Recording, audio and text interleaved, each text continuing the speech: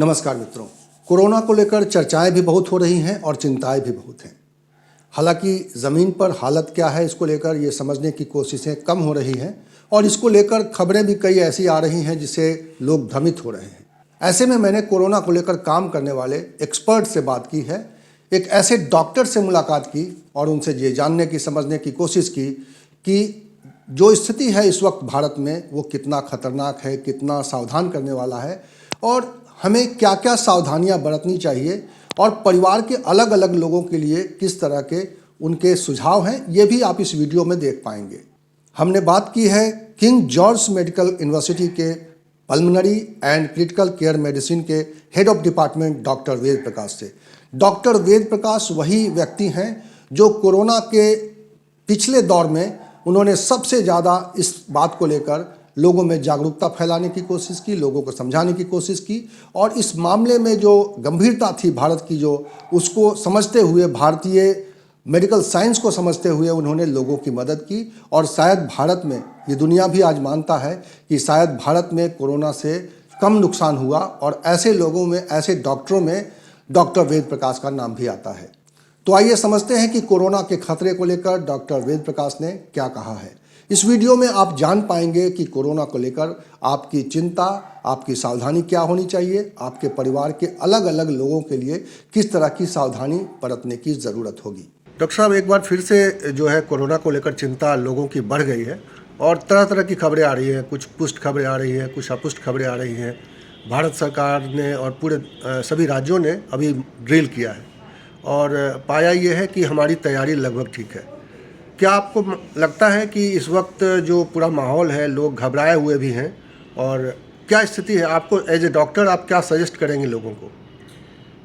देखिए अवेश जी, जिस तरह से सिचुएशन बनी है पूरे कई देशों में, ये चाइना की अगर बात करें तो वहाँ पे ज़्यादा बड़ी सर्ज देखने को मिली है। कई और देशों में भी कुछ केसेस बढ़े हैं, कहीं कम भी हो रहे हैं। जहाँ तक हमारे देश की बात है, जो इसके लिए जो कंसर्न वेरिएंट अभी है वो BF.7 जो ओमिक्रॉन का एक सबलिनियल वेरिएंट है, वो वहाँ पे सर्कुलेशन में है। चाइना में अभी जो सर्कुलेशन में जो वायरस हैं उसमें और भारत देश की जो स्थिति है उसमें भिन्न है, क्योंकि ओमिक्रॉन के कई सारे वेरिएंट भारत देश में पहले भी रह चुके हैं। एक नेचुरल इम्यूनिटी की अगर हम बात करें, जो हर्ड इम्यूनिटी है, तो वो हर्ड इम्यूनिटी के लेवल्स हमारे पास बहुत बेहतर हैं।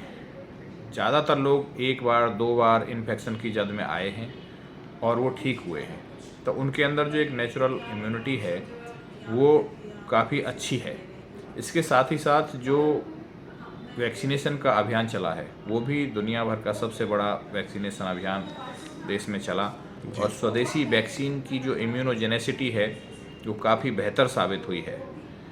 तो अगर हम देखें तो ये हाइब्रिड इम्यूनिटी का कवर हमारे लोगों के पास है, जबकि चाइना की जो परिस्थितियां हैं वो इस तरह से भिन्न है कि वहाँ पर उन लोगों ने 0 रेट पर फैलने के लिए पॉलिसी रखी और स्ट्रिक्ट लॉकडाउन करके जो इन्फेक्शन है उसको कंटेन किया, फैलने नहीं दिया।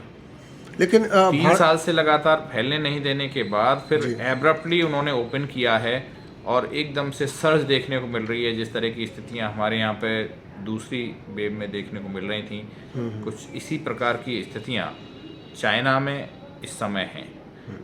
सबसे बड़ी जो वजह है इसमें वो यही है कि उन्होंने एक कंट्रोल्ड एक्सपोजर की तरफ वो नहीं गए पहले से। देखिए, किसी भी महामारी का एक तरीका होता है, फेज होता है कि उस फेज वाइज वो फैलती है और ऐसे ही फेज आउट होती है, टेपर होती है। तो जिस प्रकार से यहाँ पर कंट्रोल्ड एक्सपोजर को अपनाया गया, जहाँ ज़रूरत थी वहाँ कंटेन किया गया, जहाँ पे ज़रूरत थी वहाँ पे ओपन भी किया गया, बीच में लॉकडाउन्स भी देखे हैं, हम लोगों ने भी बहुत बड़ी दुश्वारियों को झेला है।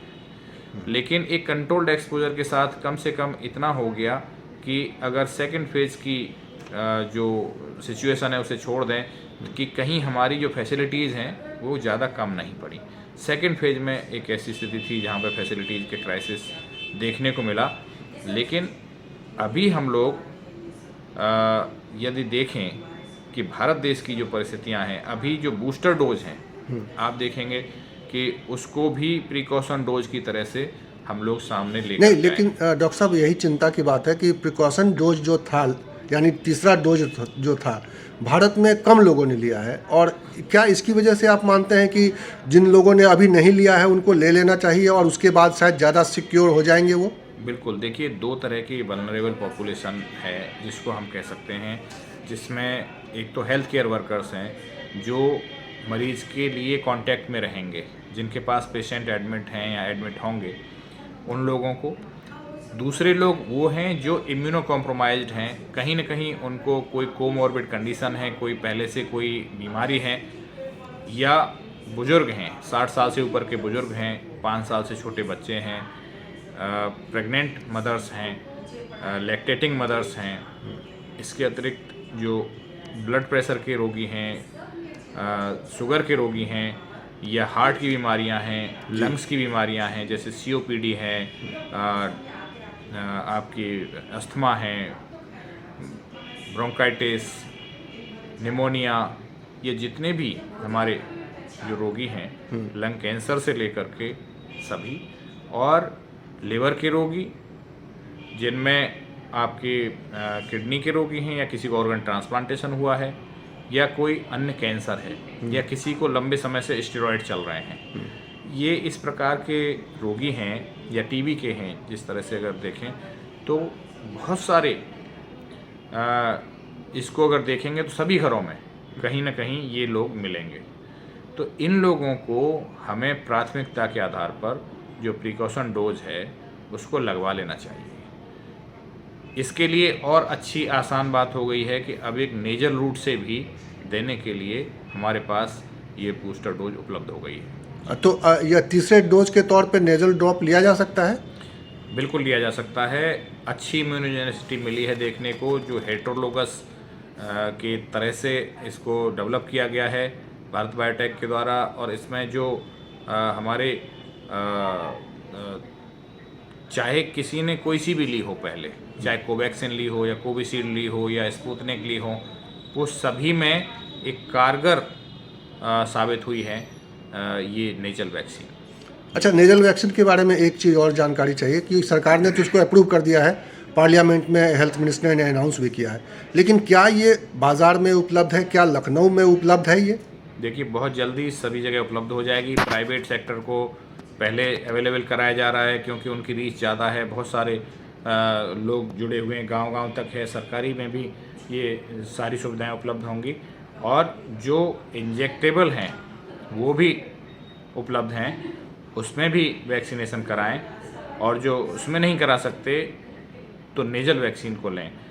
नेजल वैक्सीन के लिए आसान ये है कि हमारी जो तैयारियां हैं उसमें भी आसान है, कम ट्रेनिंग होगी, और बहुत सारे लोग हैं जिनको हम इन्वॉल्व कर सकते हैं। बहुत आसान होता है देना, इंजेक्ट नहीं करना पड़ता है, स्प्रे करना पड़ता है नेजल रूट से। तो इसमें देने और लेने में भी कुछ लोग इंजेक्शन से भी डरते हैं कि सुई ना लगवाना पड़े, तो उस प्रकार से भी ये बहुत ही बेहतर ऑप्शन साबित होगा। डॉक्टर साहब, एक आखिरी सवाल आपसे जानना चाहूँगा कि अभी हाल में आपने अभी जैसे तुरंत बताया कि ये जो बीमार लोग हैं, कुछ खास बीमारियां हैं, उनको सावधान रहने की ज़रूरत है, लेकिन क्या जो स्वस्थ लोग हैं और यंग लोग हैं या बच्चे हैं वो सुरक्षित हैं? उनके लिए क्या कितनी चिंता की बात है? देखिए, ये लोग स्प्रेडर बन सकते हैं, इनमें इम्यूनिटी बेहतर है, तो हो सकता है कि ये सीरियस इलनेस की तरफ ना जाएं या मौत के आंकड़े में वृद्धि ना हो इससे कहीं, लेकिन इनसे स्प्रेड होगा और इन तक पहुंचेगा जो घरों में ये लोग हैं।